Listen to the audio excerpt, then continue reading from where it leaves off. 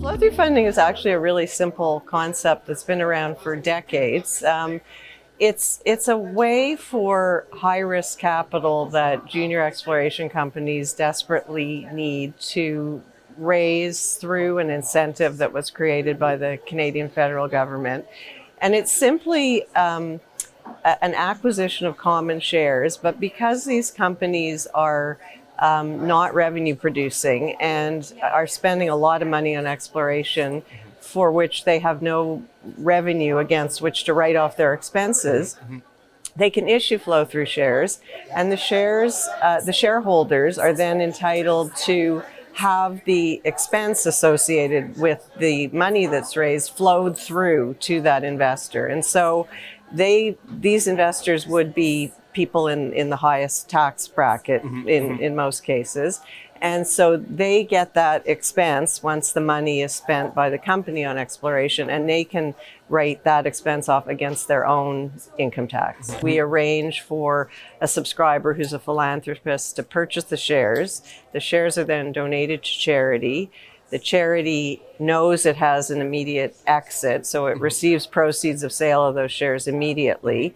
And what that means is that, the charities receive funds that are needed for a lot of great causes, and the donor is able to make their charitable donation at a decreased after-tax cost. How transformative has this been for exploration companies? I don't think I've ever heard of a deal that has not included some flow-through funding. Exploration capital for grassroots programs is venture capital at its riskiest, and without an incentive like the flow-through regime, the sector would just be starved for capital. I mean, as it is, the markets have been very challenging for anything in the commodities area over the past number of years. But I know that there are statistics that are kept that we have, which show that pretty consistently over, let's say, the past decade, if you look at all capital raised on Canadian exchanges for Canadian exploration purposes, somewhere in the range of 70% is raised using flow-through shares. Wow, I didn't think it was that high. Introducing donors as subscribers who have a different agenda, we've been able to price the offerings for issuers in a way that offers a premium to the market prices they'd otherwise get, allows them to raise money with less dilution. And at the same time, because there has to be this ultimate liquidity for the charity, and buyers have opportunities to get in at discounted prices. And we've really opened up a market which had originally been a market strictly for retail Canadian resident investors, because only individual Canadians can make full use of the tax benefits that are attached to flow-through shares. By introducing the charity format, what we've done is we've been able to allow issuers to maintain the value associated with flow-through funding, but we've expanded the universe of buyers to include anyone globally, institutional, strategic, who is able to buy at the back end of this structure. The proportion of these transactions being done has been sort of turned on its head from having what we refer to as the traditional flow-through funds doing almost all of these transactions to those like PearTree, who provide donation arrangements, being responsible for the greatest part of the market. And a lot of that, as I said, has been expanding the pool of buyers, because really the ultimate investors in these are the ones that end up purchasing the shares from charity, and that's a much expanded group of investors. What's the percentage of foreign investors in flow-through funding? Is it high? Is it low? I believe it's increased by virtue of the fact that prior to around 2007, 2008, this wasn't an option that was open to non-Canadian investors. And since the percentage of funds raised on Canadian exchanges to fund exploration is by and large done through flow-through equity financing. It's at least 2/3, and for the smaller deals, as much as 80%.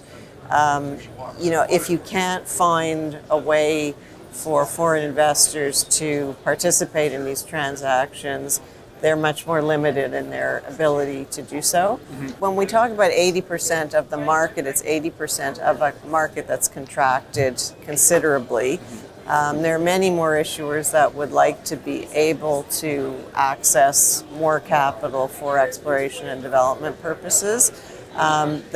Really the sticking point to all of this is having that liquidity for the charity in this structure. So, I together with a couple other members of my team at PearTree have been spending time in London and in Europe more over the past year and a half or so, really for the purpose of educating foreign investors who wouldn't otherwise understand how they can participate. I think flow-through funding addresses two issues on the ESG front. One is that because of the tax regulations within which flow-through funding offerings are conducted, it's necessary for the funds raised to be used for specific purposes prescribed by the Income Tax Act. And so when I talked about being, proper stewards of your investors' capital, that money by regulation has to basically go into the ground and advance a project. It's not going to, G&A expenses that may be, questionable. And the other thing is that in these structured transactions that we do, we're both able to bring much needed capital to the junior part of the market, but at the same time, all of those shares are being used to facilitate charitable donations. So we are seeing more issuers that are, very pleased to be able to participate in something where giving back to the community is part of that as well. At PearTree, we're really proud that we have sort of founded this business on something that is both helping the mineral exploration sector access desperately needed capital, but at the same time, we've done so much for great charitable causes. We're very proud to have a business that's founded on those sort of philanthropic foundations, and the fact that we can meet the two agendas of helping a really important sector that's starved for capital and improve access to capital for charities is great.